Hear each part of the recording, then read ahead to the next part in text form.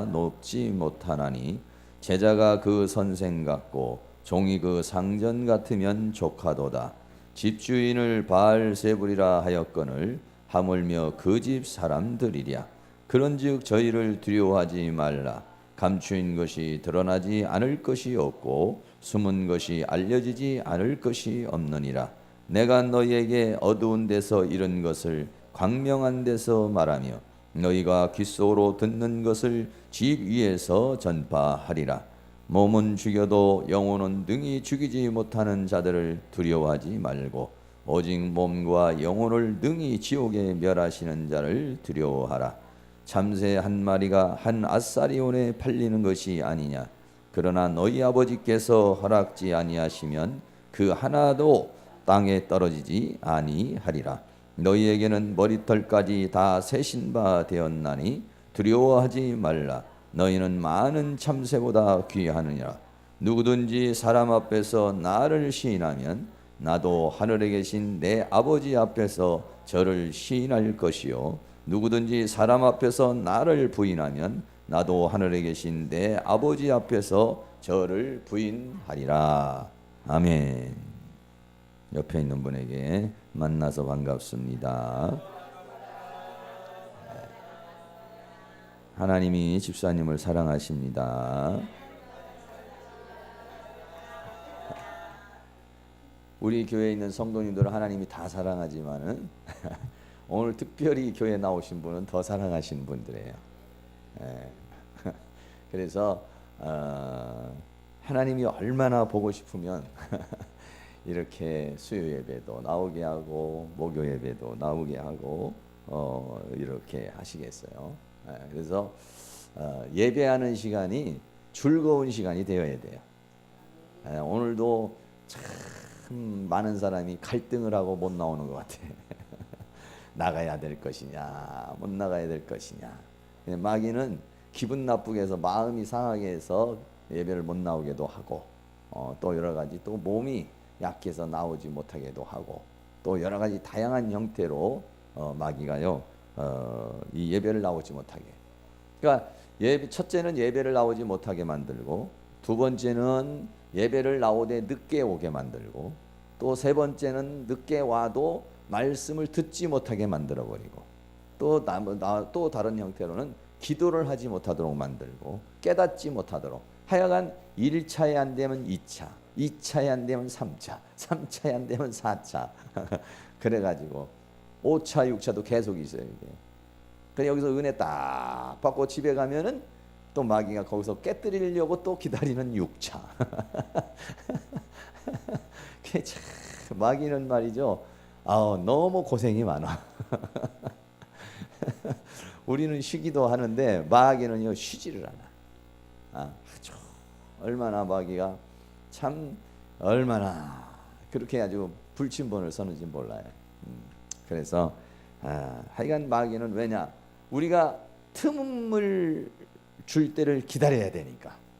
그러니까 끝까지 쫓아다녀야 돼. 그래가지고 틈만 보이면 그 틈을 사고서 싹 돌아오는 거야.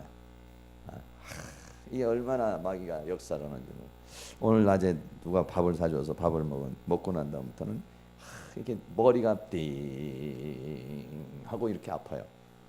그리고 아주 좀 이제 오전에 우리 이제 강의를 하고 오후에 조금 쉬려고 누웠는데 몸이 착 깔아지는 게 아주 힘들어요. 그래서 오늘 저녁에 나오시는 분들이 얼마나 힘드실까. 반드시 사단이 또 그렇게 벌써 제가 느끼잖아요. 그러면은 성도님들은 제가 느낀 거에 3배 내지 5배를 느끼는 거예요. 그러니까 못 나와요. 제가 느끼는 것에 사역자들이 한 3배 정도, 2~3배 정도 느껴요. 짜증 난다든지 힘이 든다든지 다는 아니지만 그렇게 느껴요. 근데 컨디션이 좋은 사람은 탕탕 튕겨서 이기고 있지만은 그렇지 않으면 그렇게 되는 거예요. 성도님들은 한 4~5배 정도는 느끼는 거예요. 그러니까는 뭐 제가 그 정도 되면은 일어나기 싫다 하면은 성도는 에라 모르겠다. 그냥 슬립다운 딱 돼버리는 거예요. 그냥. 예, 이게 어려운 거죠. 아니면은 나오려고 그러는데 기분 나쁘게 누가 한다든지, 전화가 한 통화 와서 마음을 팍 낙심하게 만들어 버린다든지, 이런 식으로 그냥 아주 기분을 잡치게 하는 거예요. 이게 다양한 형태로 그렇게 하는 거예요. 그래서 오늘 나오신 분들, 그래서 하나님이 당신을 사랑하시는 분이다, 이렇게 말씀을 한 것은 그럼에도 불구하고 나왔으니까 그럼에도 불구하고 이렇게 나왔으니까 이게 얼마나 또 승리해요. 좀 있으면 또 누가 하나가 어슬렁 올 거야. 그 사람은 뭐냐면 이런 거 안 나오자니, 그렇고 나오자니, 나오려고 그러는데 딱 상쾌하게 탁탁탁 이게 나와줘야 되는데 이상하게 일을 만든다든지, 이렇게 행동이 민첩하지 못하게 한다든지, 기분이 찜찜하게 만든다든지, 이래서 오는 발걸음을 막는 거예요. 이게 그래도 이거 안 올 수도 없고 그래가지고 이제 오는 거예요. 그러니까는 벌써 이런 어려움이 있죠. 그래서 참 오늘은 우리가 기도를 할 때 옆에 안 보이는 사람이 있으면 그 안 보이는 사람의 몫을 함께 기도를 해야 돼. 그렇게 빨리 도망가면 안 돼. 그렇게 빨리 그냥 바람과 같이 사라져 버리면 안 되고, 끈덕지게 바위덩어리 같이 그냥 꿋꿋하게 앉아서, 평상시에 1시간 2시간 기도하는 것이 몸에 배버려야 돼. 20-30분 기도하는 사람이 1시간 기도하려고 그래요. 얼마나 무거운지, 얼마나 그냥 아주 근질근질한지 몰라요. 근데 평상시 한 2-3시간 기도하는 사람은 1시간이나 30분 기도하는 거는 하다가 만 거예요. 하다가. 간단해요. 평상시에 어떻게 트레이닝이 돼 있느냐, 이게 이제 굉장히 중요한 것이죠.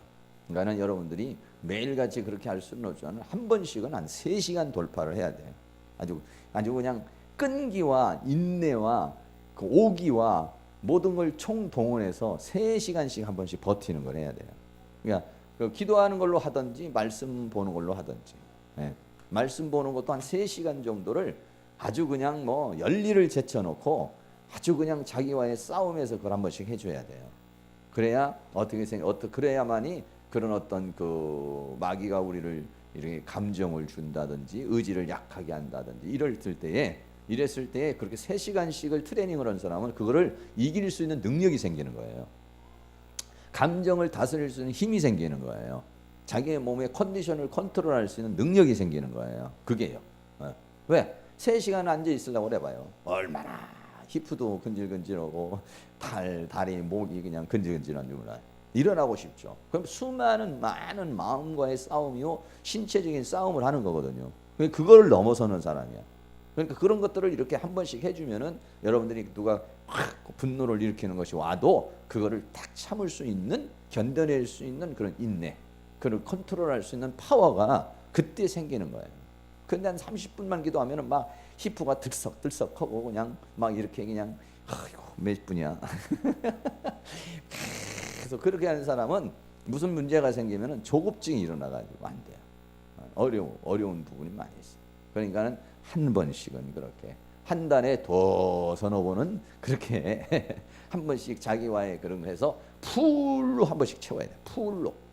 성령을 채울 때에 그냥 조금 채우는 것이 아니라 아주 군부를 떼서 아주 그냥 방바닥이 뜨끈뜨끈해져서 익을 정도로 아주 한 번씩 군부를 떼줘야 돼요. 자기 자신을. 그러니까 기도를 해도 한 3시간 이상, 말씀을 봐도 3시간 이상, 그러면은 불이 확 들어와 가지고 안에 있는 것을 한 번씩 쫙 빼줘야 돼요. 이게 찌꺼기를 남겨놓으면은 나중에 이제 그게 찌꺼기 남겨놓은 게 병이 되고, 찌꺼기 남겨놓은 게 그것이 사단이 들어오는 틈바구니가 되고, 찌꺼기 남겨놓은 게 결국은 자기를 힘들게 하는 부분이에요. 근데 이게 좀 쉽지는 않아요. 저도 그런 마찬가지예요. 왜냐하면 바쁘잖아요. 다 이렇게도 바쁘고 저렇게 한 3시간을 갖다가 빼고서 한다는 게 그 쉬운 게 아니거든요. 어려워요. 그런데 이제 한 번씩은 여러분들이 3번씩 토요일 날이나 이럴 때는 이제 새벽 예배도 없고 그러니까 한 6시나 5시부터 시작을 해서 한 8시까지. 8시에 일어나서 하려고 그러면 전화도 오고 이래가지고 안 돼요. 정신이 사나워서 안 돼. 5시는 일어나서 이제 이렇게 쭉 하는 거죠. 그러면은 한 3시간을 하면은요, 몸이 따끈따끈해지고 그리고 이게 뭉쳤던 근육이 풀어져요. 그 뭉쳐있던 근육이. 예? 예, 여러분들이 그 분노가 일어나면은 현상이 몇 가지가 일어나냐면, 첫째는 심장 박동이 이게 막 이게 뛰는 거예요. 왜냐하면 우리 안에 있는 이 편도체라고 하는 이 뇌에 있는 편도체가 이게 자극을 받아요. 자극을 받으면 거기에서 호르몬이 분비가 돼요. 이 호르몬이 분비되는데 이게 전부 다 스트레스 호르몬, 사람을 막 짜증나게 하고 막 나른하게 하는 그런 그 호르몬이 분비가 되는 거예요. 그래가지고 사람이 막 기분이 안 좋은 거예요. 그러고 어떻게 하냐면 근육을 긴장을 시켜줘요. 네. 그 편도체가 이렇게 긴장이 되면은 이 근육이 막 긴장을 해요. 그럼 뭉치는 거예요. 그때 뭉치는 거예요. 그래서 막 이런 뒷목이나 이런 어깨나 이런 데가 그때 뭉치는 거예요. 그리고 어떻게 하냐면 눈이 커져요. 동공이 풀린다든지 동공이 커져 버려. 그런 상태를 계속 유지하면은 그 마귀의 형상을 담게 돼 있어요. 얼굴은 막 경직되지, 동공에 힘이 들어가기 시작한다고요. 그게 인체적으로. 그러니까 동공이 막 싸나워지는 거야. 얼굴이 따뜻하고 온유하고 사랑이 넘치고 정감이 넘치는 눈이 돼야 되는데, 눈을 보면 고양이 눈 같이 호랑이 눈 같이 막 이렇게 돼버려요. 그게 뭐냐면 화날 때 그렇게 되는 거예요. 여러분 생각, 고양이 봐셨죠? 냐! 할 때는 아주 눈이 동그래가지고 그냥 헤드라이트처럼 막 이래. 옛날에 호랑이는 못 보셨죠? 호랑이 보면은요 밤에 보면은 호랑이가 이게 전구다마 같이 보인다고 하잖아요. 거기에서 막 빛이 나온다고 하잖아요. 그 동공이 커져가지고 거기서 막 쏴 보는 거거든요. 그게 이제 분노했을 때, 인간도 마찬가지. 화가 나면 눈이 팍 뜨는, 눈을 보면 막 도끼가 흘러가지고 피하기 쉽고 그런 상황.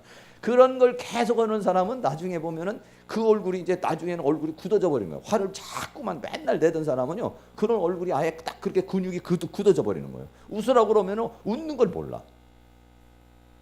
웃어도 이렇게 하고 말아버리지.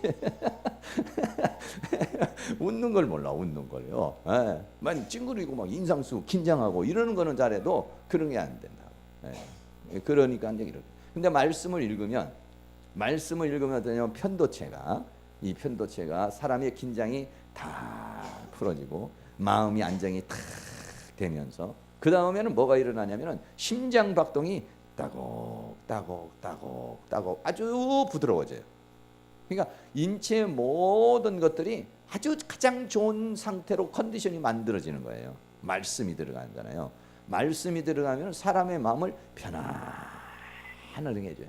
거기다가 성령이 역사를 하면 성령의 역사 중에 하나가 뭐예요? 성령의 열매가 전부 다 사랑과 희락과 화평과 뭐 이런 것들이잖아요, 전부 다. 그러니까 성령이 역사를 하면 마음이 편안해지고 안정감이 탁 되니까 이 편도체나 이런 대뇌나 이런 소뇌나 이런 모든 기관에서 지금 나를 최상의 컨디션으로 만들어주는 거예요. 그러니까 어떻게 하냐면은 긴장됐던 게 탕 풀어져 버리는 거예요. 생물학적으로 제가 말씀을 드리는 거예요. 그러니까는 긴장 뭉쳤던 것이 탕 풀어지는 거예요.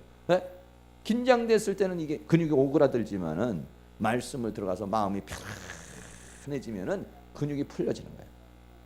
근육이 풀어지고 또 뭐 위나 장이나 이런 데 있던 염증 같은 것들, 그런 어떤 그 긴장된 부분이 풀어지면서 염증 같은 게 치료가 되기 시작하는 거예요. 그러니까는 위와 장이 막 이렇게 활성화되기 시작을 해요. 사람이 신경 쓰잖아요. 그러면 위가 딱 멈추거든요. 소화가 안 되고 얹히고 막 이러는 거거든. 근데 말씀이 들어가면은 그런 긴장이 탁 풀어지면서 현상이 일어나는데, 무슨 현상이냐? 방구가 나오는 거예요. 왜 방구가 나오냐면은 이게 위가 아주 부들부들어지고 장이 그동안에 뭉쳐있던 것이, 장이 이게 근육이 딱 풀어지니까 어떻게 되냐면 장이 그때부터는 막 움직이기 시작하는 거예요. 그러니까 어떻게 되냐면 소화가 되는 거예요. 소화가 돼가지고 방구가 빵 빠바방 근데 이렇게 나오면은 뭐냐? 아, 내가 지금 긴장됐던 게 풀어지고 있구나. 이걸 아셔야 돼요. 예. 긴장된 게 이제 풀어지는 거예요. 예. 그러고 이제 뭐 또 좀 저기 하면 눈에서도 눈물이 좀 나와요. 눈이 막 쉬어. 근본은 왜냐면 눈으로 또 도끼가 많이 이렇게 들어갔다든지 눈으로 아주 더러운 것들 많이 이렇게 보잖아요. 우리는 다니면서요. 그래서 눈이 말씀이 들어가면 눈이 맑아져요. 눈에 있는 그 막 긴장을 했잖아. 우리가 눈이 긴장을 해가지고 막 이렇게 동그래졌다든지 막 욕심, 탐심 막 이런 게 있던 게 말씀이 들어가면 이게 풀어지기 시작하는 거예요. 그러면서 뭐가 나오냐? 눈물이 나와요. 눈이 쉬어진다든지. 네. 그럴 때 너무 조금씩 닦아가면서 말씀을 보는 거예요. 그러면 쫙 읽고 나서 그 단계를 넘어가서 이제 안에 있는 게 말씀이 들어가서 밖으로 나오는 거야. 그런 것들이 다. 눈물로도 나오고 방구로도 나오고 막 기지개로도 막 이런 게 나와. 귀신이 들어가서 으아 하면은 이거는 약간 이게 맛이 가는 거지만은 하나님의 성령이 들어가면 막 어떨 때는 기지개가 들어오는데 막 하면서 그냥 근육이 막 뚜다다닥 뚝딱딱 막 이렇게 풀어질 때가 있어요. 그러면 그냥 몸이 시원해져. 근데 그거를 1시간 기도한 사람은 그걸 체험을 못해요. 2시간 가지고도 체험하기가 그렇게 쉽지는 않아요. 근데 모든 사람이 이걸 왜 체험을 못하느냐 하면 3시간을 안 해서 체험을 못하는 거예요. 3시간을. 그 저도 옛날에는 성경을 보기는 하는데 연구를 하는 건 3시간도 하고 5시간도 해요. 그 연구하는 거하고 말씀을 먹는 거하고는 또 다른 거예요. 설교 준비를 하는 거하고 말씀을 먹는 거하고는 또 다른 거예요. 그러니까 말씀을 먹은 말씀이 팍 들어가서 영이 되고 불이 되고 생명이 되잖아요. 그러면은 그냥 내 안에 있는 모든 그 신체적인 부분도 그렇게 다 긴장을 완화시켜줘요. 왜? 여러분 생각해 보세요. 사단이 역사를 하잖아요. 긴장이 탁 돼요. 두려움이 탁 와요. 분노가 팍 와요. 그럼 왜 그러냐면 사단이 역사를 했을 때 우리 안에 있는 이 편도체나 여러 가지 그 뇌에서 그거를 감지를 하는 거거든요. 그러면 긴장을 하는 거예요. 그러면은 막 안에서 심장 박동이 막 일어난다든지 말이죠. 막 혈압이 빨라진다든지 말이죠. 근육이 막 힘을 내야 되니까 싸워야 되니까 근육이 팍 오그라든다든지 이런 현상이 일어나는 거예요. 근데 하나님의 성령이 딱 보면은 인간이라는 존재를 하나님이 만드셨잖아요. 그 인간은 이 우리가 엄마를 만나면 가장 편안해지잖아요. 엄마가 잘해주든 못해주든 그 엄마를 만났을 때 엄마의 품속이 가장 따뜻하고 가장 포근하잖아요. 그 하나님이 뭐냐면은 그 엄마의 엄마 아니야.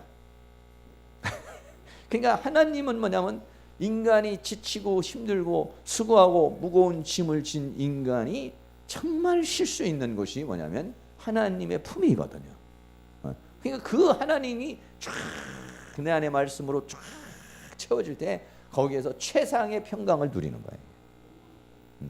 근데 그것이 말씀을 3시간은 읽어야 그래야 이게 느끼는 현상이에요. 적어도 2시간 이상은 해야 돼요. 2시간 이상은. 그냥 뭐 말씀을 연구하라는 게 아니에요. 그냥 넘기세요. 몰라도 넘기세요. 할렐루야. 그 조금요 졸리면은 속독을 하고 정신이 나면 정독을 해야 돼요. 왜? 졸리면은요 뭔 뜻을 생각하다 보면 앞뒤 뭐 읽었는지 앞에 갔는지 뒤에 갔는지 정신이 없어요. 그러니까 졸릴 때는 빨리 정신 차려서 빨리 넘겨. 그리고 정신이 나면 천천히 음미하면서 읽다가 또 졸린다든지 피곤하려면 빨리 넘겨. 빨리 넘기면 빨리 봐야 되니까 정신이 없으니까 나 흔들어. 그렇게 하는 거예요. 그렇게 하시면서 3시간을 채워보세요. 여러분 우리가 말이죠. 우리가 이제 지금 7시부터 시작해서 7시 반부터 시작하잖아요. 그러면은 보통 우리가 이제 7시 반, 8시 반, 9시 반, 10시 반. 그러니까는 3시 인간은 3시간 정도가 넘어가야 어떤 충만이라는 상태가 와요. 인간은 그래요. 이 신체적인 구조가 그때 풀려진다니까. 풀려진다니까. 그러기 때문에요. 그래서 이렇게 예배를 오기는 오는데 1시간밖에 안 한다, 2시간밖에 안 한다. 이러면은 이게 잘 안 되는 거야. 그러니까 3시간. 적어도 3시간 말씀 있기를 아주 이를 악물고 해야 돼. 악물고 그거를 한 번씩 해야 돼. 한 번씩. 그러면 여러분들이 딱 마음 먹고 네, 언제 하냐? 내일은 좀 한번 해보시죠. 아니 내일이 아니라 내일이 금요일이죠. 내일은 금요일이니까 내일은 금요일은 뭐 좀 뭐 이렇게 예배만 드리면 없잖아요. 그죠? 풍성한 뭐 목장은 뭐 내일 뭐 이미 다 드렸으니까 내일 한가 하실 거니까 그러니까 아침 오늘 가서 한 6시쯤이나 5시쯤이나 이렇게 또 늦게 하면은 뭐 식구들 뭐 밥도 해줘야 되고 뭐 시끄럽고 그래 식구들하고 이제 방해되지 않는 선에서 뭐 밥 해줘서 7시나 8시에 나간다고 그러면 4시에 또 일어나야 되고 그래. 아니면은 이제 다 보내고서 말씀 좀 읽어야지 이러잖아요. 그러면요 다 보내고면은 아우 저 오늘따라 이게 피곤하냐 해서 또 한숨 자게 돼요. 그러면은 허당해 이게 안 돼. 그래서 좀 이따 읽으려면 낮에 읽으려고 그러잖아요. 그러면 진짜 독한 밥 먹지 않으면 낮에는 못 읽어요.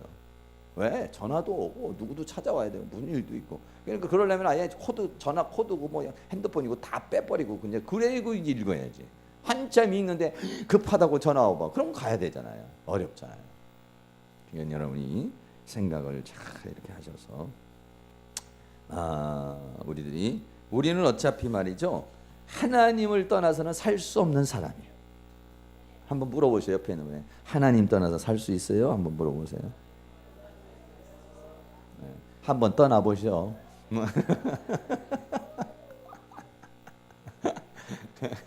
하나님 떠나서 우리는 어차피 살 수 없는. 오늘 나온 사람은 하나님 떠나서는 못 살아서 나오는 사람들이야. 주일날만 나오는 사람은 언제 바람과 함께 사라질지 몰라요.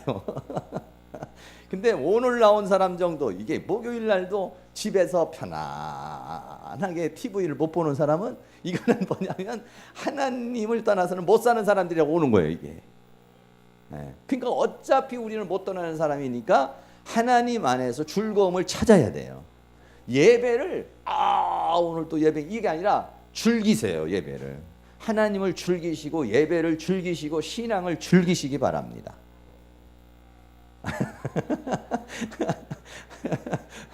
즐겁게 생각을 하셔야 돼요. 즐겁게. 오늘 또 예배 시간이야. 오늘 오전에도 공부했는데 오후에도 예배 시간이야. 할렐루야. 이렇게 생각을 하셔야지. 이놈은 좀 지겨운 것 같아. 이렇게 생각하면 안 돼요. 우리는 어차피 하나님의 영광을 위해서 많은 사람 중에서 우리를 선택한 사람들이에요. 할렐루야. 네, 그래요. 하나님 떠날 수 있어요. 한번 떠나보세요. 심리도 못 가서 발병 나는 정도가 아닙니다. 이거는. 그러니까 우리는 어차피 못 떠나. 저는 그렇게 생각했어요. 내가 가만히 신학을 하면서 생각해. 하나님을 생각해 봤어요. 내가 하나님을 이길 수 있을까? 내가 하나님을 대항할 수 있을까? 내가 한번 하나님과 고집을 피워서 내가 하나님과 한번 해볼 수 있을까? 이런 생각을 쭉 해봤는데 못하겠더라고요. 내가 하나님을 못 이기겠지.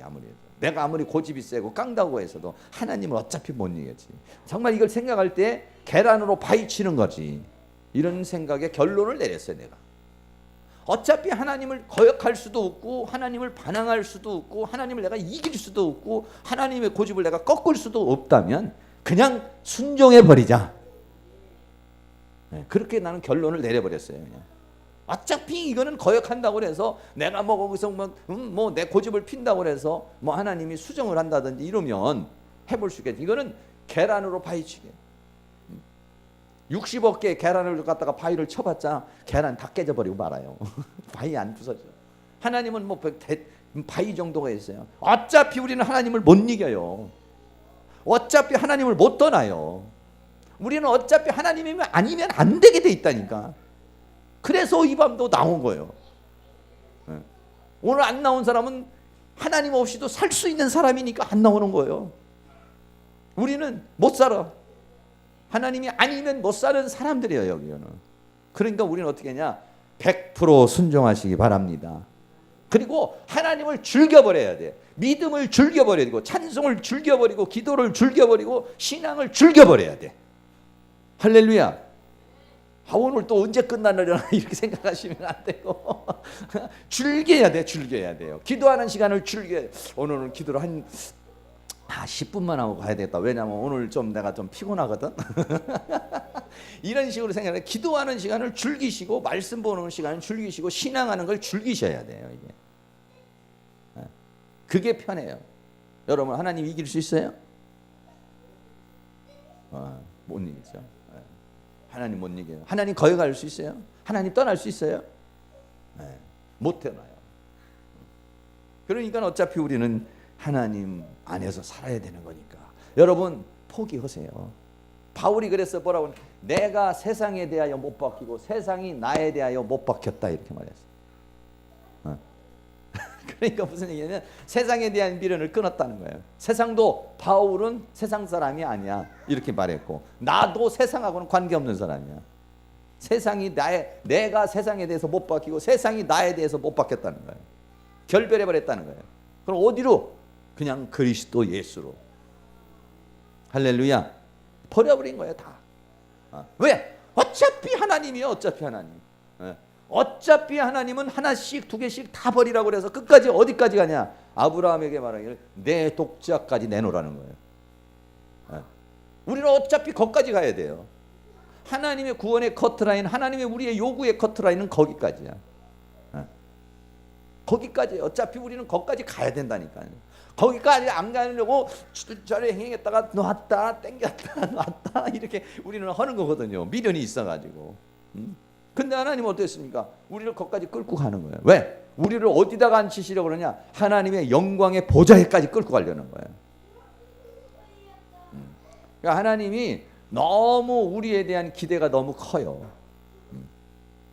그러니까 하나님이 그냥 적당히 우리를 이렇게 만드시려는 게 아니라니까. 그러니까 여러분들이 너무 엄살피지 마. 난 죽겠어요 하나님. 엄살펴가지고 될 일이 아니라니까. 그냥 하나님 감당하게 해주시옵소서. 이길 수 있게 해주시옵소서. 이렇게 해가지고 막 적극적인 자세로 가야 돼요. 어차피 가야 돼요 거기까지. 왜? 하나님께서 우리를 선택했을 때는 하나님이 나에 대한 부르심에 대한 소망이 있는 거예요. 그러니까 우리는 그곳을 향해서 저 높은 곳을 향해서 달려가는 것을 어거지로 달려가려고 그러지 않고 달려가는 그 자체를 즐거움으로 달려갈 수 있는 그런 은혜가 일어날 수 있기를 주의 이름으로 축원합니다. 이 세상을 포기하지 못해서 아멘이 잘 안 나오시는구만.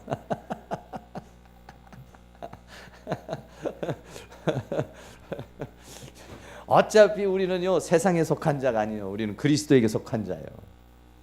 세상에 있는 돈으로 여러분 목사님 돈 좀 줘보세요 이렇게 하겠지만 돈 줘보시면 여러분들이 돈이면 행복할 것 같지? 아니에요. 우리는 돈 가지고 행복이 안 돼요.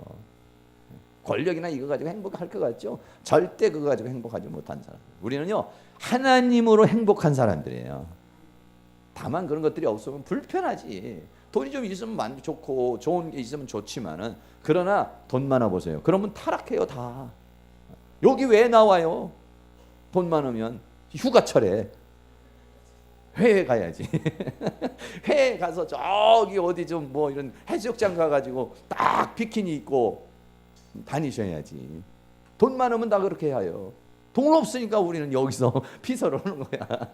그게 할렐루야라고 이게. 자, 오늘 제목은 뭐냐면 두려워하지 말라라고 하는 그런 말씀입니다. 스코틀랜드의 출신인 종교 개혁자인 존 낙스라고 하는 사람이 그 영국의 메리어 왕과의 그 기도의 싸움이 있었습니다.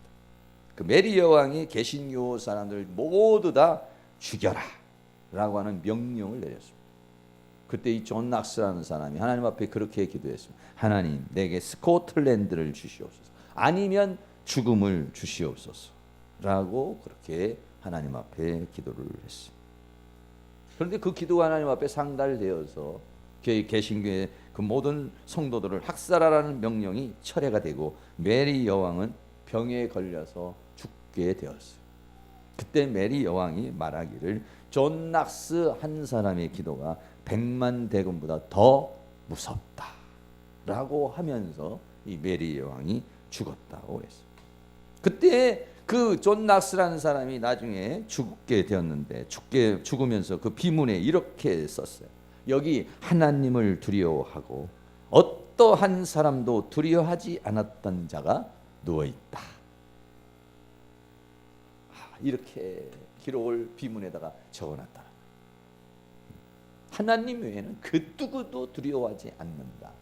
여러분 만약에 죽을 때 비문에다가 만약에 그렇게 멋있게 좀 적어놓으면 좋겠잖아요. 하나님 외에 나는 두려워하는 것이 없다.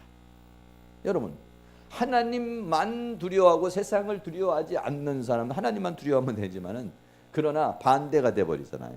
그러면 이 세상 모든 게 다 두려운 거예요. 인간이 살아가면서 본능적으로 원죄부터 시작해서 인간에게는 두려움이라고 하는 것이 원초적으로 우리 안에 밑바탕에 갈려 있습니다. 어머니 태아에서부터 세상에 태어날 때부터도 응앙하고 울잖아. 울면서 인생은 살다가 울면서 가는 거야. 죽을 때는 뭐 누가 울어줄 사람이 있으니까 가족이 대신 울어주고 가는 거지. 태어날 땐 자기가 울지만은. 그게 이제 인간의 그 어떤 현주소라고 이렇게 말할 수가 있는데요. 마태복음 10장 26절 말씀에 오늘 본문에는 뭐라고 말했냐면, 그런즉 저희를 두려워하지 말라. 물론 이 말씀은 어떤 말씀은, 마태복음 10장에 있는 이 말씀은요, 복음을 증거하는 사람들에게 주어진 하나님의, 예수님의 말씀이에요. 그런즉 저희는 뭐냐? 네가 나가 복음을 증거하고 네가 나가서 사역을 하고 네가 믿음의 생활을 하는 때 저희는 뭐냐면 너를 공격하는 사람들, 세상이고 사단이고 이런 존재들, 이거를 두려워하지 말라, 이렇게 말했습니다. 그러면 사실은 말씀이 뭐라고 그랬냐면은, 감추인 것이 드러나지 않을 것이 없고 숨은 것이 알려지지 않을 것이 없느니라 라고 그렇게 말했어요. 다시 말하면 두려워한다는 건 뭐냐면요, 상대방을 잘 몰라서 그러는 거예요. 우리가 사단을 두려워하는 것은 그런 것이거든요. 옛날에는요, 귀신 나온다 그러면 깜짝 놀래요. 그 달걀 귀신이 왜 무섭냐 이렇게 물었어요. 달걀 귀신이 왜 무서운 줄 아세요? 달걀 귀신이 왜 무서운 줄 아세요? 권사님? 잘 몰라요? 눈이 없어서 무서운 거예요.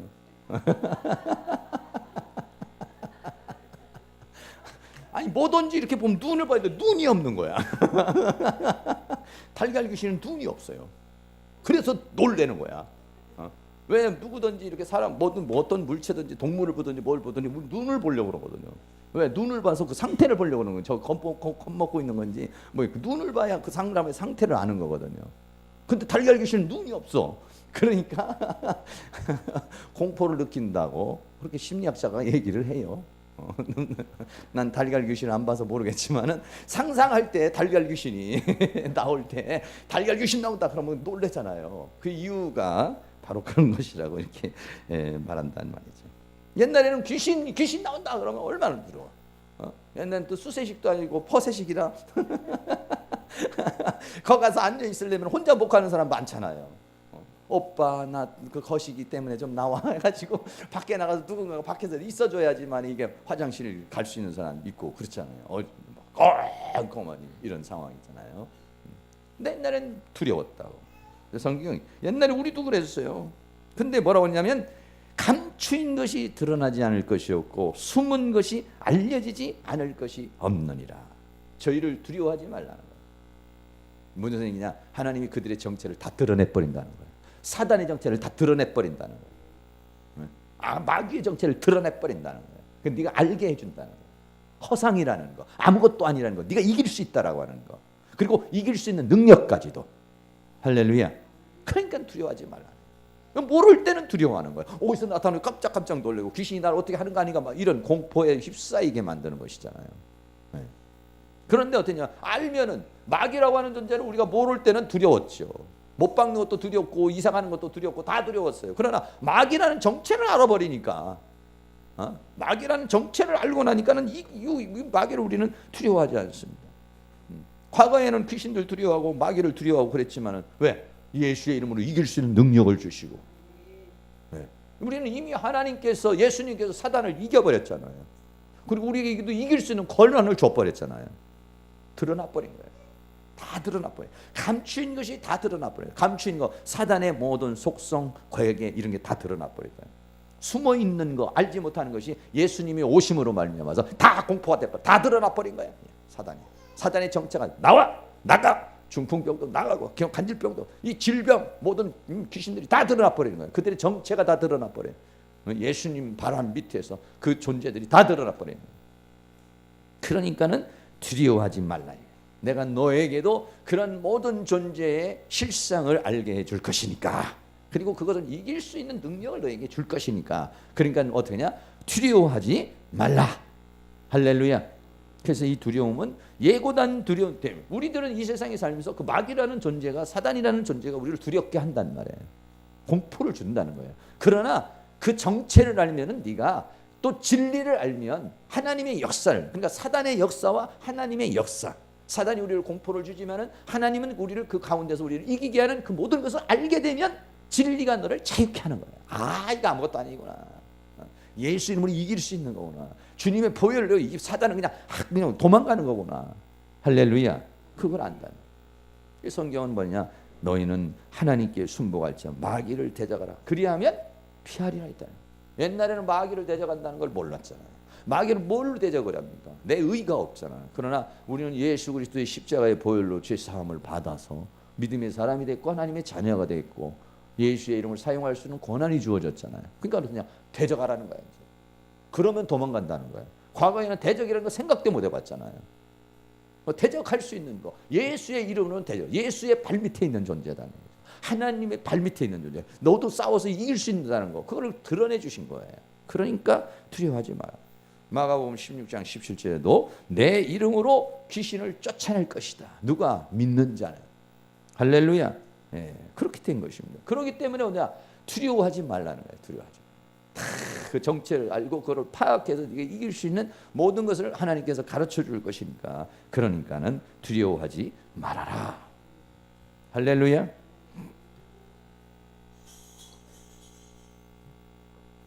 지난번에 우리 정강희 강사님이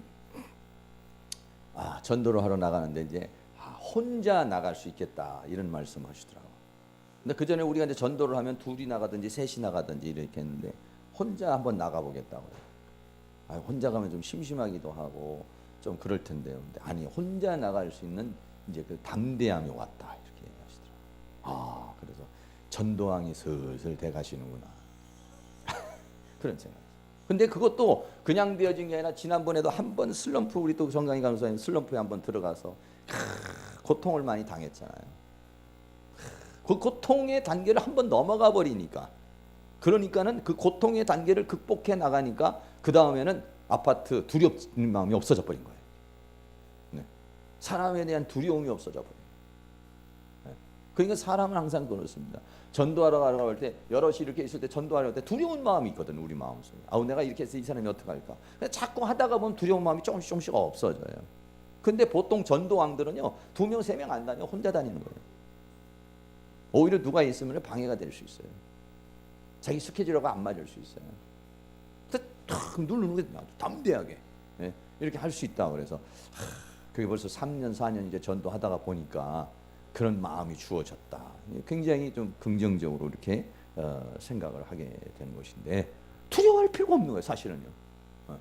그런데다가 오늘 본문에서 뭐라냐면은 마태복음 10장 27절부터 복음이 전파될 것이라는 거예요. 내가 너희에게 어두운 데서 이른 것을 광명한 데서 말하며 너희가 귓속으로 들은 것을 집 위에서 전파하리라. 이렇게 말씀을 했어요.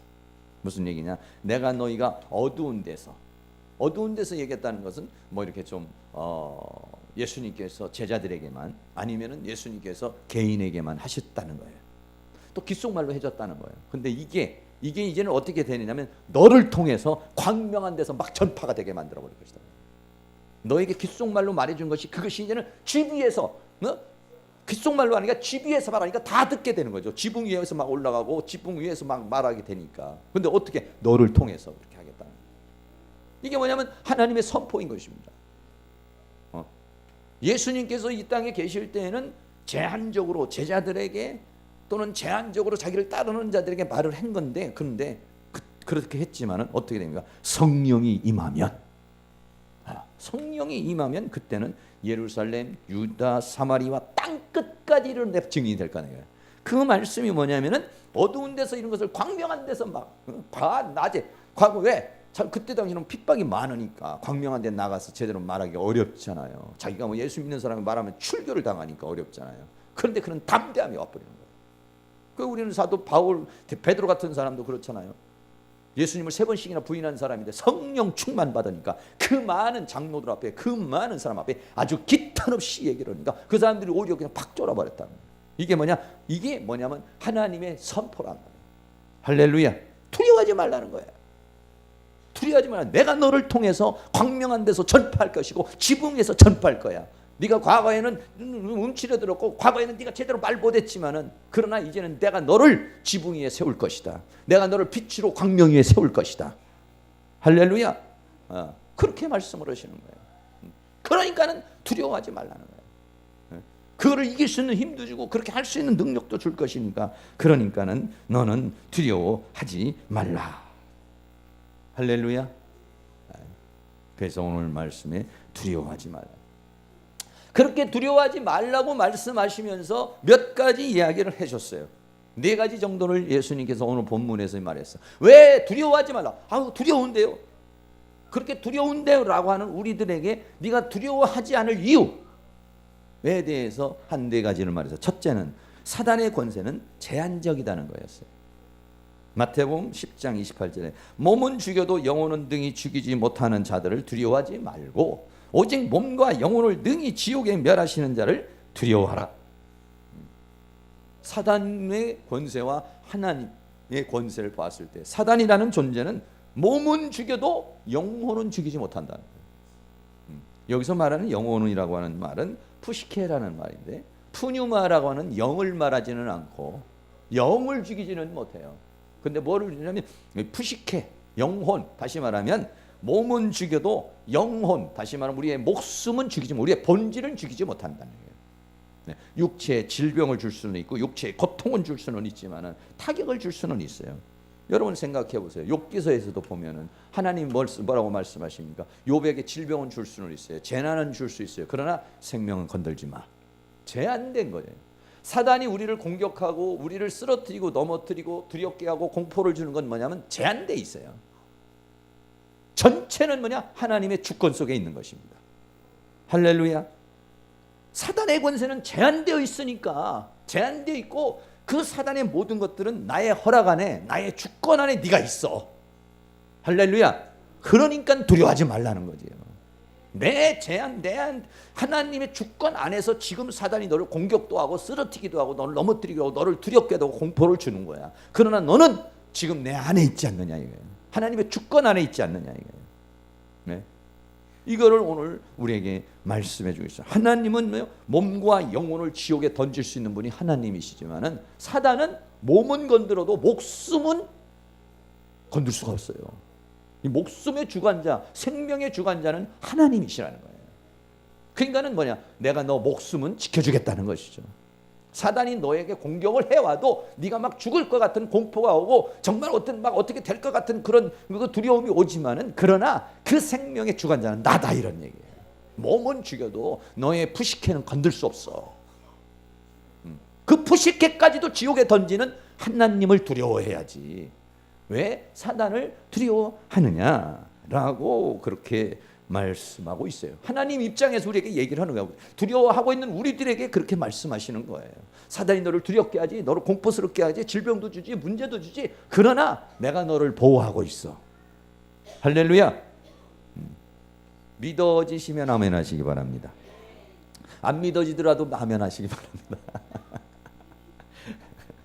그리고 두 번째는 뭔 예를 들냐? 참새를 예를 들었어요. 참새를 한 마리. 참새에 대해서 그래도 두려워. 하나님이 그렇게 주권에 있다는 게 그래도 그렇게 그 이론만 가지고는 이게 좀 뭔가 아직도 두려워. 그러니까 참새를 가지고 말했어요. 참새 2마리가 한 아사리온에 팔리는 것이 아니냐. 그러나 너희 아버지께서 허락하지 아니하면 그 하나라도 땅에 떨어지지 아니하리라 라고 그렇게 말하고 있어요. 참새는 말이죠. 이스라엘이나 이 팔레스타인 지역에서 아주 흔한 그러한 조류이고 먹기도 하고 그런 것들. 옛날에 우리나라도 포장마차집에서 참새구이가 좀 있었는데 이 한 아사리온이라고 하는 것은 우리나라 돈으로 말한다고 한다면은요 한 100원, 200원 뭐 이런 돈을 가리켜서 뭐 아니면 1,000원, 2,000원 정도 뭐 이런 것을 가리켜서 말하고 있는 그런 것이에요. 그러니까는 참새라고 하는 것은 아주 좀 왜? 하여간 좀 싸게 이렇게 구입할 수 있는 게 이런 게 참새야 좀요. 그런 건데 말이죠. 그런데도 어떻게 했냐? 하나님이 허락하지 않으면 땅에 떨어지지 않는다. 다시 말하면 참새의 생명도 하나님의 주권 속에 있다는 것이죠. 포수가 총을 쏘고 또 가다가 어떻게 죽기도 하고 하지만 그래도 참새도 하나님의 허락, 참새의 생명도 하나님이 창조자시니까, 하나님이 주인이시니까. 그러니까 하나님이 허락하지 않으면 참새가 땅에 떨어지지 않는다는 것은 날아가다가 죽는다는 거죠. 나가다가 무슨 사고를 당한다는 것이죠. 그럴 수가 없다라고 그렇게 말하고 있어요. 누가복음 12장 6절에는요 참새 5이 한 아사리온 둘에 팔리는 것이 아니냐 그랬어요. 마태복음에서는 뭐라고 그랬어요? 마태복음에서는 참새 2마리가 한 아사리온, 그러니까 한 아사리온에 참새가 2마리예요. 그런데 누가복음에서는 아사리온 둘에 참새가 몇 명이에요? 5. 그러니까 하나는 뭐예요? 계산이 이게 잘 안 나와. 한 아사리온에 참새가 몇 마리야? 2마리. 그러면은 2 아사리온에 참새가 몇 마리야? 4마리. 근데 한 마리는 더 주는 거예요. 마태복음에서는 한 아사리온에 참새가 2마리라고 그랬고 누가복음에서는 2 아사리온에 참새가 몇 마리? 5마리. 계산 안 나와요? 다시. 100원에 참새가 2마리예요. 그런데 누가복음에서는 200원에 참새가 5마리라는 거야. 그러니까는 한 마리가 뭐예요? 덤이라고 덤. 이게 원래는 100원 주면은 참새 2마리 주는 거예요. 200원 주면 4마리지. 근데 주인이 기분 좋아서 한 마리를 더 준 거야. 덤으로 준 이 참새도 하나님의 생명 속에 주권 속에 있다는 거예요. 누가복음에서는 그걸 얘기해. 참새 5이 아사리온 둘에 팔리는 것이 아니냐. 그러나 하나님 앞에는 그 하나도 잊어버리시는 바 되지 아니하리라. 네. 주인이 기분 내게 가지고 덤으로 주는 그것도 다 하나님의 주권 속에 있다는 거예요. 그 하나님의 모든 주권 이해가 안 가죠. 근데 하나님이 그렇다는데, 성경이 그렇다는데, 그것도 다 하나님의 주권 속에 있다는데, 그렇게 하나님의 허락이 아니면은, 그러니까 하나님은, 그래서 우리는 하나님을 배울 때마다 하나님은 전지 이렇게 말해요. 전지라는 건 모든 걸 아신다는 거예요. 그래서 마태복음 26장에 공중에 있는 새에 대한 비유가 나오지 않습니까? 심지도 않고 거두지도 않고 창고에 모아들이지도 않지만은 천부께서 기르시나니 너희는 이것들보다도 귀하지 않느냐라고 그렇게 말씀하고 있는 것이죠. 하나님의 허락이 아니면 안 된다는 거예요. 하나님의 허락이 아니면 안 된다는 거지. 근데 사람이라는 존재는 어떤 얘기예요? 사람이라는 존재. 사람이라는 존재의 생명은 어떠하겠냐? 하물며 참새라는 존재, 덤으로 주어지는 하나도 그것도 하나님의 주권 속에 있는 것인데, 우리가 생각할 때 내가 그렇게 덤으로 주는 참새만 못하고 싸우려면 내 생명이 아무리 보잘것없어도 덤으로 주는 참새 한 마리만 못하겠어요? 참새도 하나님이 아시고 주권 속에 있다면 너야 더 말할 것이 없다는 것이죠. 할렐루야. 네. 그래서요, 우리가 요즘에 에베소서 이제 공부하고 있으면 에베소서에서 뭐라고 하냐? 에베소서 4장 1절 말씀. 1절 말씀 같이 한번 읽겠습니다. 시작. 그러므로 주 안에서 갇힌 내가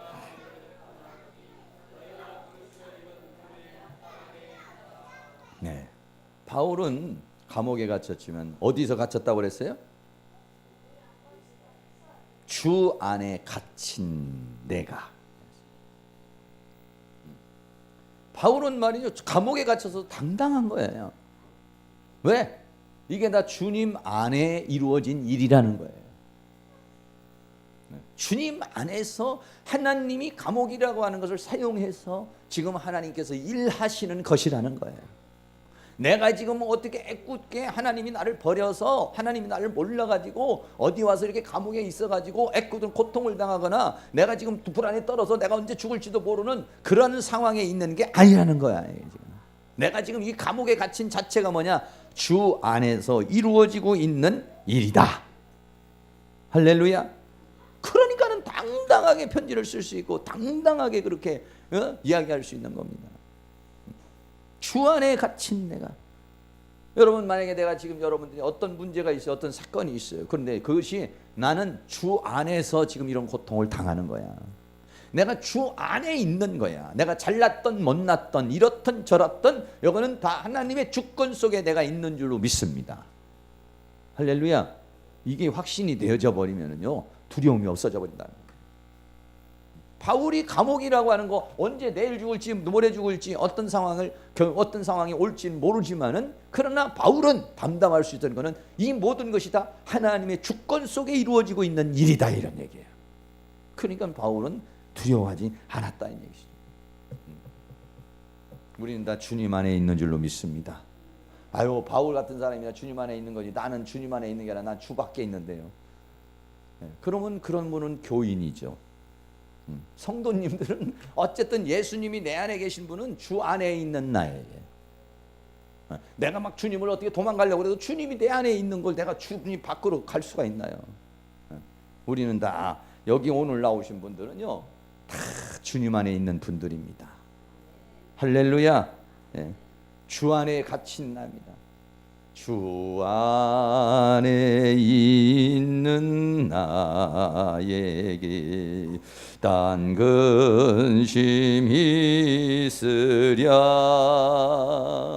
십자가 밑에 나가 내 짐을 풀었네 라고 찬송을 좀 하세요. 안 믿어지고 잘 안 되면 우리는요 주님 안에 있는 것입니다. 그러니까 바울은 그렇게 말할 수가 있었어요. 그래서 믿음의 사람 성도들에게는 항상 기뻐하라. 왜? 주님 안에 있으니까. 무슨 얘기예요? 왜 항상 기뻐하라? 짜증날 일이 생긴다는 거예요. 아유, 기쁘기는커녕 그냥 신경질 나는 일이 생기니까 바울이 항상 기뻐하라고 그러지. 그냥 기뻐하고 있는 사람한테 괜히 그냥 기뻐하라 이러겠어요? 기뻐하는 일이 아니라 오늘도 짜증나는 일도 생기고 막 신경질 나는 일이 생긴단 말이에요. 그런데도 뭐래요? 기뻐해. 쉬지 말고 기도해. 기도하라는 건 뭐냐면 하나님과 좀 교통을 가져. 하나님과 교제를 가져 이 얘기예요. 기도하라는 건 그거는 하나님과 교감을 좀 나눠 이런 얘기예요. 범사에 감사하라. 이는 그리스도 예수 안에서 너희를 향하신 하나님의 뜻이니라. 할렐루야. 그러니까 여러분이 만약에 주님 뜻대로 살기로 했네 그러면서 신경질 내면 안 된다. 주님 뜻대로 살기로 했나 그러면 뭐냐? 하나님의 뜻은 뭐냐? 기뻐하고 기도하고 감사하는 것이다 이런 얘기예요. 그게 뭐냐? 하나님이 원하는 거예요. 그러니까 무슨 얘기냐? 우리에게는 어려움도 있고 감사하지 못할 원망스러운 일도 생기고 그러지만 어떻게 해요? 우리는 어디에 있어요? 주 안에. 저쪽 주안동 말고 주안동 말고 우리는 뭐냐면 주님 안에 있는 사람들이에요. 옆에 있는 분에게 얘기 좀 해주세요. 집사님은 주님 안에 계십니다. 네. 스스로도 한번 해요. 나는 주님 안에 있습니다. 네, 그렇게 바울과 같이 여러분들이 이렇게 말할 수 있으면 어떻게? 주 안에 갇힌 내가. 할렐루야. 네. 그래서 로마서 14장 7절에는 우리 중에 누구든지 자기를 위하여 사는 자가 없고 자기를 위하여 죽는 자도 없도다. 우리가 살아도 주를 위하여 살고 죽어도 주를 위하여 죽나니 그러므로 사나 죽으나 우리가 주의 것이로다. 왜? 이 우주의 주체자가 누구예요? 하나님이세요. 이 우주의 주관자가 누구세요? 하나님이세요. 나는 어떤 사람이에요? 그 하나님의 뜻을 이루기 위한 존재인 것이에요. 사나 죽으나 우리는 어때요? 주님의 주권 속에 있는 것이고 주님의 원함대로 가는 거예요. 우리는. 할렐루야. 네. 그래서 사도 바울은 뭐라고 했냐면 자족의 비결을 배웠다 이렇게 말했어요. 자, 빌립보 4장 11절 말씀부터 12절 말씀까지를 다 같이 한번 읽어보겠습니다. 시작.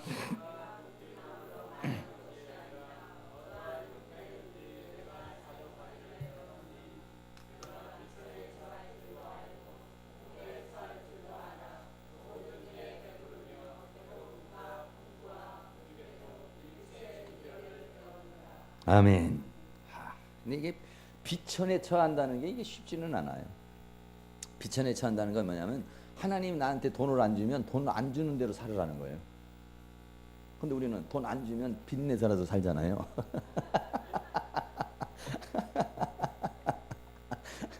하나님이 나를 비천하게 할 때는 뜻이 있다는 거야. 나를 깨뜨리고 부셔뜨리고 그런 이유가 있다. 근데 우리는 비천에 처하는 게 아니라 주여 믿습니다 하고 빌려서 쓰면 안 되고 물론 때로는 그렇게 할 수도 있겠어요. 때로는 우리가 비천에 처해야 할 줄. 나를 하나님께서 막 비천하게 정말 천하게 정말 거시기 팔리게 이렇게 막 자존심도 다 구겨버리고 그렇게 살 때는 어떠냐면 그렇게 여러분들이 보여야 돼. 아우 집사님이 이렇게 비천하게 보여. 응? 나 요즘에 비천에 처해 있어. 그런데 비천하게 처한 걸 보여줄 필요가 있어요. 근데 안 그런 척 뭐 어때요? 그러면 요즘에 아직 정말 비천한데도 나 요즘 풍부해.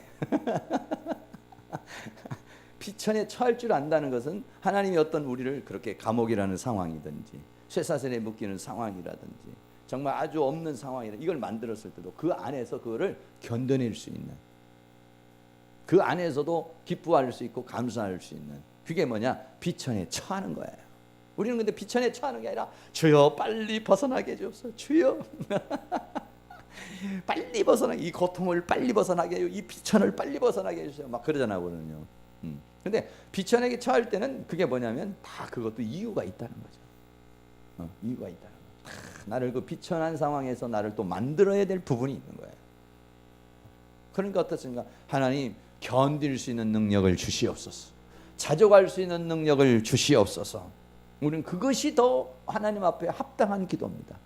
그게 합당한 기도지 왜 하나님 나는 이렇게 비천에만 쳐야 됩니까? 나도 좀 풍부에 좀 한번 쳐해 봅시다. 이런 사람은 풍부에 처하면 어떠냐면 그 사람은 문제가 돼버려요. 풍부에 처할 줄을 몰라. 다시 말하면 돈이 많아지고 뭔가 권력이 많아지면 그게 처할 줄을 더 겸손하게 그걸 잘 관리할 수 있는 사람이 못 돼버리고 교만하고 자만해버리고 세상으로 나가버릴 수 있는 사람이 되는 거다.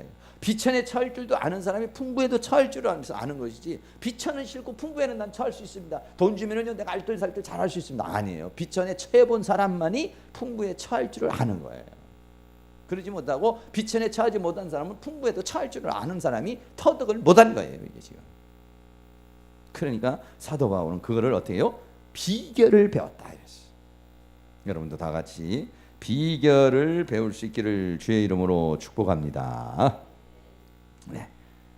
참새에 대한 얘기했고요. 그 다음에 하나는 하나님 뭐라냐 머리털 얘기를 했어요. 참새를 한번 보라는 거예요. 그 참새가 저렇게 하잘것없는 거지만 두 아사리온에 몇 마리? 5마리 권사님. 두 아사리온의 참새가 5마리. 마태복음에서는 한 아사리온의 참새가 2마리. 더우신데. 그러니까는 참새를 가지고 하나님이 설명하는 거 아니에요. 그래도 좀 까우뚱하니까 그러니까 하든지 우리가 그렇게 까우뚱하니까 머리털로 비유를 하신 거예요. 이제.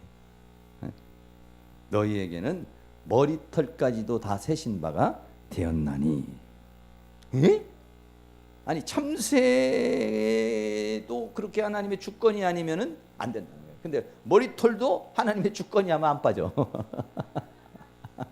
빠진다 해도 뭐냐면 하나님이 이거를 안다는 거예요. 머리털이 몇 개예요? 대체적으로 머리털이 몇 개라고 생각해요. 대체적으로 우리나라 사람, 동양 사람이 잘 모르죠. 숫자에 대한 개념이 별로 없으면 돈이 안 들어와요. 동양 사람이 12만 개랍니다.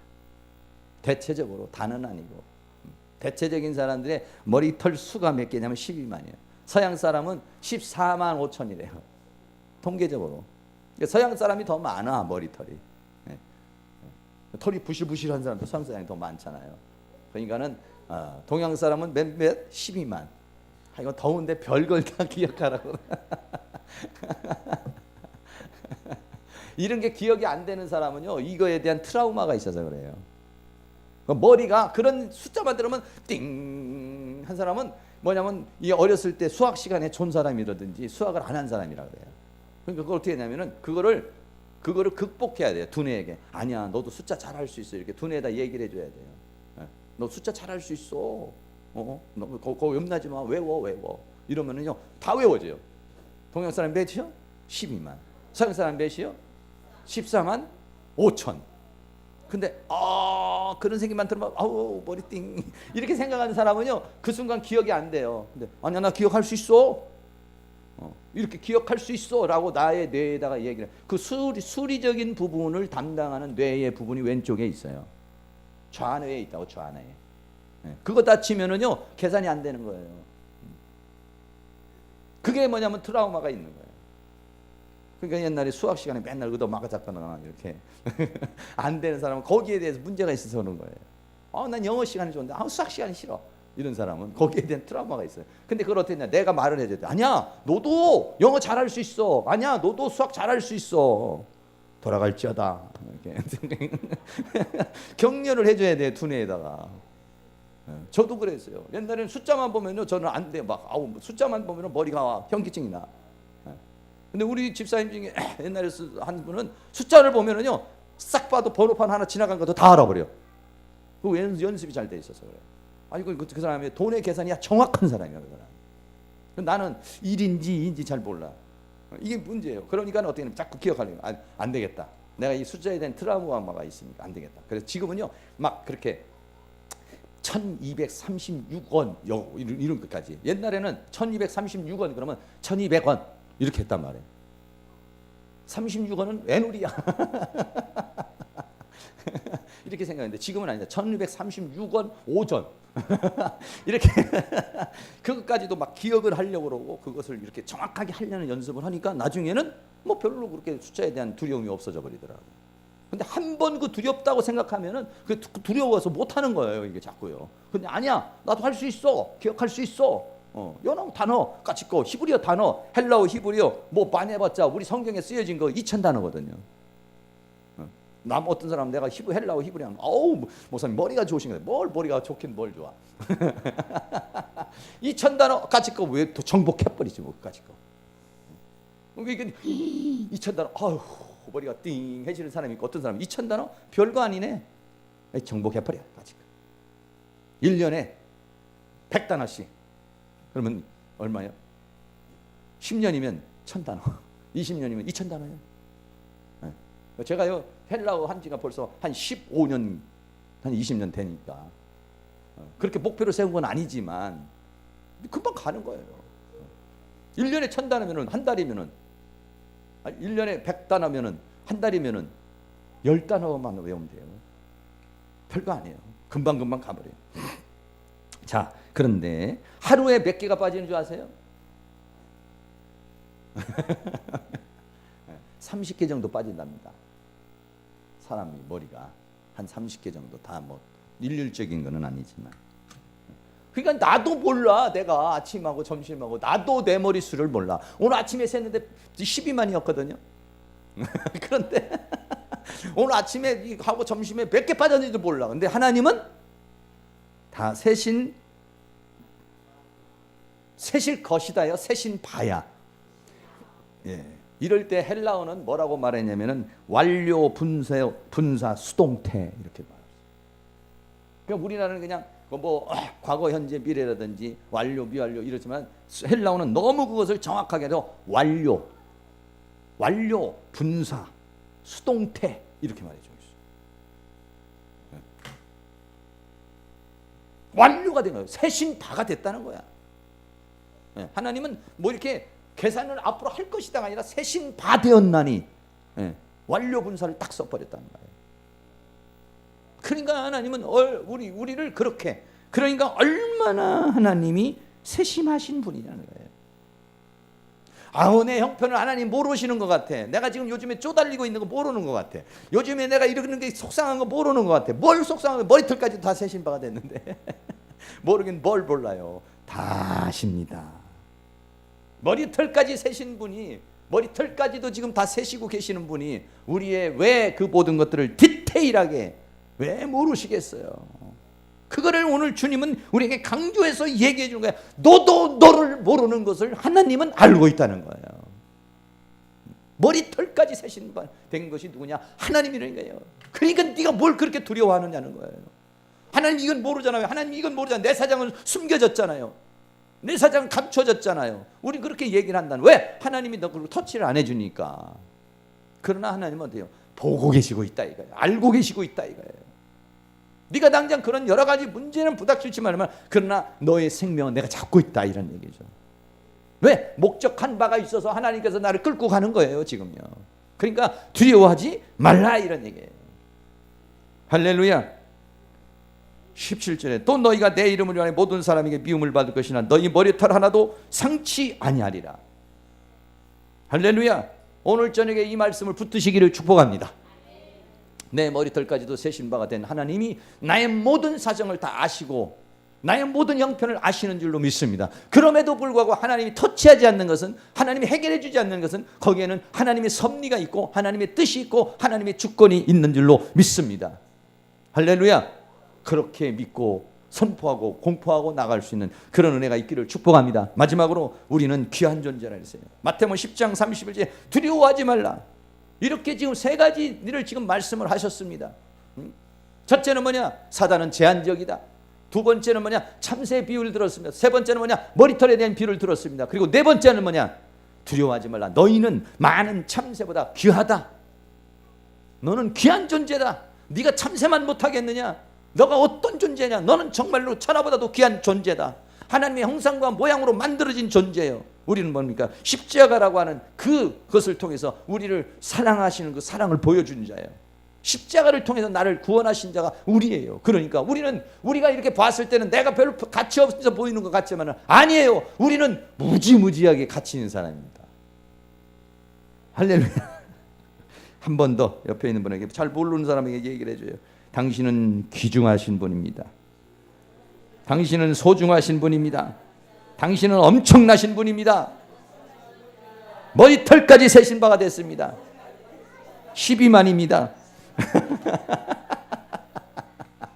아침에 30개 빠졌으니까 얼마예요? 11만 9,997이에요?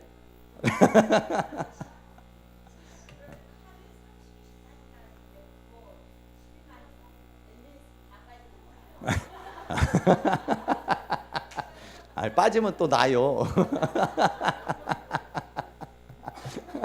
빠지면 또 나니까 집에 가서 한번 계산해봐요. 12만 나누기 30 하면은 몇 년 나올 거예요? 핸드폰 있는 사람 한번 나눠보세요. 몇 년까지, 몇 년 되면 내가 대머리가 될지. 근데 그게 또 빠지면 또 나와요 이게. 아, 그랬어요. 그래요. 물어보세요. 하나님, 나는 요즘에 몇 개씩 빠지냐고. 신경 안 쓰면은, 마음이 편안하면 머리털 안 빠져요. 마음이 이제 편안하게 되면은, 이런데 또 전부 다 혈액 순환이 되는 거거든요. 머리가 이게 혈액 순환이 돼가지고 전부 모발 그런 데도 전부 다 혈액 순환이 돼가지고, 혈액 순환이 잘 되면은 거기에 혈액이 공급이 돼가지고, 그래가지고 이게 머리가 털이 좋아지는 거거든요. 그러니까 머리가 빠지면 머리를 좀 때려주세요. 이렇게 혈액순환이 되게 혈액순환이 되게 해달라고 그러고, 그러면은요 좋아져요. 그리고 저녁에 주무시기 전에 머리를 감으세요. 예, 저녁에 감으세요.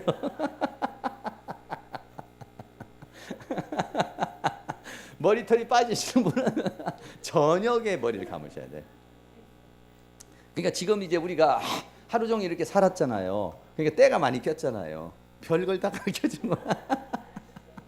그러니까 머리를 갖다가 감잖아요. 그럼 머리에 감아주면 어떤 상황이 생기냐? 머리를 감아주면은 머리 안에 다 숨구멍이 있잖아요, 이렇게. 근데 거기에 이제 때가 끼고 기름도 끼고 이렇게 돼 있다고요. 그럼 그거를 감아주면 그게 싹 빠져나가 버리니까 머리 모공으로 이게 바람이 왔다 갔다 하고 산소가 공급이 돼가지고 그래서 머리가 안 빠져요. 머리가 좋아지고. 그리고 또 이제 머리는 좋아지라고 또 이렇게 기도를 좀 하시고 그럼 좋아요. 자, 하나님께서 이렇게 우리에게 말씀을 하십니다. 시편 121편에 좀 적어서 좀 보이는지 모르겠는데 보이는 사람 같이 한번 읽어보겠어요. 내가 산을 향하여 눈을 들리라. 나의 도움이 어디서 올꼬. 나의 도움이 천지를 지으신 여호와에게서로다. 여호와께서 너로 실족치 않게 하시며 너를 지키시는 자가 졸지 아니하시리로다. 이스라엘을 지키시는 자는 졸지도 아니하고 주무시도 아니하시리로다. 여호와는 너를 지키시는 자라.